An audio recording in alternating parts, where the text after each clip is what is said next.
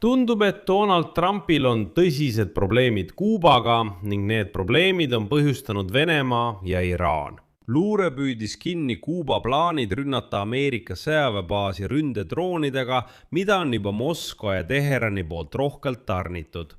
Teatatakse, et Kuuba on ostnud Venemaalt ja Iraanilt üle 300 sõjalise drooni ning on juba alustanud arutelusid rünnakukavade üle Ameerika Guantanamo baasile.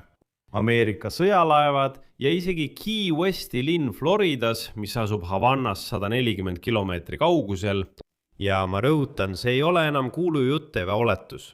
Need on salajased luureandmed, mida jagas väljaandega Axios kõrgetasemeline Ameerika ametnik. Ja siin tasub arutada selle loo kõiki varjatud ohte. Minu nimi on Aleksei Petši, arutame seda teemat koos. Aga enne kui alustame, palun teid ühte asja. Tellige see YouTube'i kanal, pange sellele videole like ja kirjutage oma kommentaar selle video alla. Võite seda teha kohe või pärast saate lõppu. See on väga oluline selleks, et sisu YouTube'is paremini leviks. Olen teile selle eest tänulik. Lisaks sellele liituge minu Telegrami kanaliga Petši News. Link sellele on selle video kirjelduses. Vaatame selle kõik järjekorras läbi, sest lugu on keerulisem kui esmapilgul paistab. Väljaanne Axios kirjutab täna, et Kuuba tegutseb jõuliselt. Venemaa ja Iraan on alates 2023. aastast varustanud Kuubat erinevate võimekustega droonidega.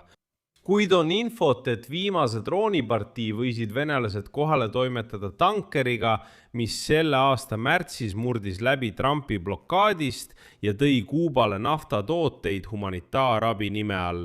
Aga nüüd pole sugugi kindel, et pardal oli ainult nafta ja on tõsiseid küsimusi Donald Trumpi suhtes, kes väitis, et blokaad toimib, kuid lasi Vene tankeri läbi. USA luure täpsustab, et droone ladustatakse strateegilistes punktides üle kogu Kuuba saare. Veelgi enam, viimase kuu jooksul on Kuuba ametnikud küsinud Venemaalt täiendavaid droone ja sõjaväevarustust. Siin tekib küsimus, kust kogu see teave pärineb. Ameerika luure teatas, et nad pealt kuulasid vestlusi, milles Kuuba eriteenistused üritasid teada saada, kuidas täpselt Iraan vastu seisab. Iraan seisab vastu USA-le. See tähendab, et kuubalased uurivad iraanlaste taktikat droonide kasutamisel USA vägede vastu. Nagu te aru saate, ei ole see lihtsalt relvade hankimine. Ei, see on selle kasutamise taktika ettevalmistamine. Sellegi poolest, eriti arvestades, et droonid ise on juba Kuubal ja hajutatud üle kogu territooriumi. Üks kõrgetasemeline Ameerika ametnik ütles väljaandele Axios järgmist. Kui me mõtleme sellistele tehnoloogiatele meile nii lähedal ja tervele reale pahatahtlikest osalistest, alates terroristlikest rühmitustest kuni narkokartellide, iraanlaste ja venelasteni, siis see tekitab muret. See on selgelt kasvav oht. Veelgi enam, USA kaitseminister Pete Hegseth kinnitas eelmisel päeval kongressi kuulamisel, tsiteerin, meid on juba ammu murelikuks teinud see, et välisvaenlane kasutab sellist asukohta nii lähedal meie rannikule Kuubalt. See on äärmiselt problemaatiline. Nüüd kontekst, mis muudab kogu selle loo veelgi murettekitavamaks. Luureandmetel võitles Ukrainas Venemaa poolel. Kuni 5000 Kuuba sõdurit ning Venemaa maksis Kuuba valitsusele umbes $25 000 iga saadetud võitleja eest. Tulemusena läksid miljonid dollarid Kuuba riigikassasse. Asi on selles, et Kuuba sõdurid on osa Putini sellest lihaveskist. Ja nüüd need, kellel õnnestus ellu jääda ja Kuubale tagasi pöörduda, nüüd õpivad nad ka Iraani sõjataktikat ameeriklaste vastu. See tähendab, et Kuuba sõdurid võitlesid Ukrainas, jälgisid, kuidas Venemaa kasutab Iraani droone ja koju naastes jagasid neid teadmisi Kuuba sõjaväekomandoridega. Siin suur tervitus Donald Trumpile, kes karjus, et tal pole vaja abi Ukraina armeelt, kes pakkus oma teadmisi kaasaegse sõjapidamise alal. Nüüd sündmuste kronoloogia, mis üldse seletab kõiki neid luureandmete leketega seotud infovoolusid, võtame sõna leke jutumärkidesse.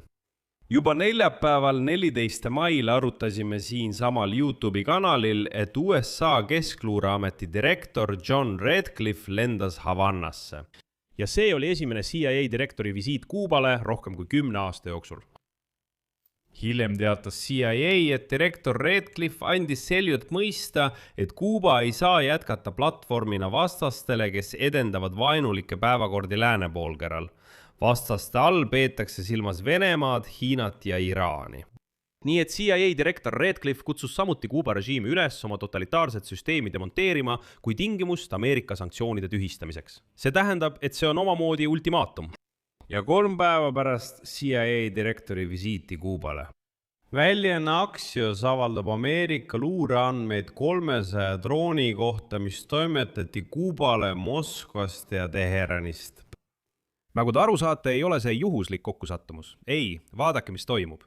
Selle teabe avalikustamine toimub vaid 2 päeva enne seda, kui Ameerika Ühendriikide justiitsministeerium plaanib avalikustada süüdistuse 94-aastase endise Kuuba juhi Raul Cobsoni vastu. Organisatsiooni venna tappi lennukite allatulistamise eest 1996 aastal. 4 Ameerika Ühendriikide kodanikku hukkus siis. Ja nüüd on süüdistus Raul Kostra vastu selle lennuki allatulistamise eest, kuriteo eest, mis on sisuliselt 30 aastat vana. Edasi Redcliffe'i ultimaatum CIA direktorile ja nüüd veel ka luureandmete avalikustamine 300 drooni kohta. Kõik see koguneb kokku ja need ei ole üksikud sündmused, vaid selge süsteemne surve. See tähendab, et USA ütleb praegu, me näeme kõike ja oleme valmis tegutsema. Ja siin olen ma aus.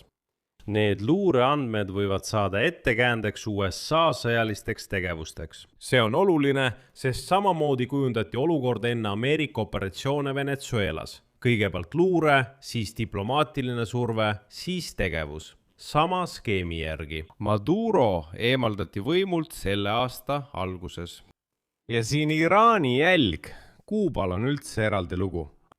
Ameerika luureandmetel viibivad Iraani sõjalised nõustajad praegu Havannas. Venemaal ja Hiinal on saarel kõrgtehnoloogilised elektroonilise luure rajatised ehk niinimetatud signaalluure kogumise rajatised.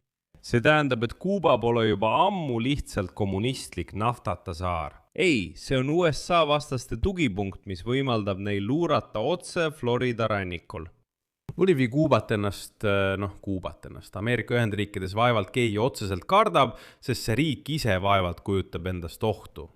Aga nüüd asuvad Iraani droonid Shahed vaid 140 kilomeetrit kaugusel USA territooriumist.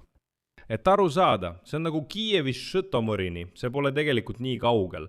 See on vahemaa, mille Iraani Shahed läbib vähem kui 20 minutiga. Ja selliseid droone 300 tükki on suunatud Guantanamole, Ameerika laevadele ja Floridale. Ja nagu selgus, just sellepärast on USA luurelennud Kuuba kohal märgatavalt sagenenud. Nii et olukord Kariibi mere piirkonnas teravneb. Siin panen 3 punkti, teie arvamus, teie järeldused, kirjutage nagu ikka selle saate kommentaaridesse. Tellige kanal, vajutage kellukesele, see on väga oluline, et saaksite teavitusi ega jätaks uusi saateid vahele. Ja tellige minu Telegrami kanal Pechi News, link sellele on selle video kirjelduses. Kui soovite toetada selle YouTube'i kanali tööd, saate seda teha tehes mis tahes annetuse selle video kirjelduses olevate linkide või rekvisiitide kaudu. Sellega on kõik, hoidke end ja kõike head!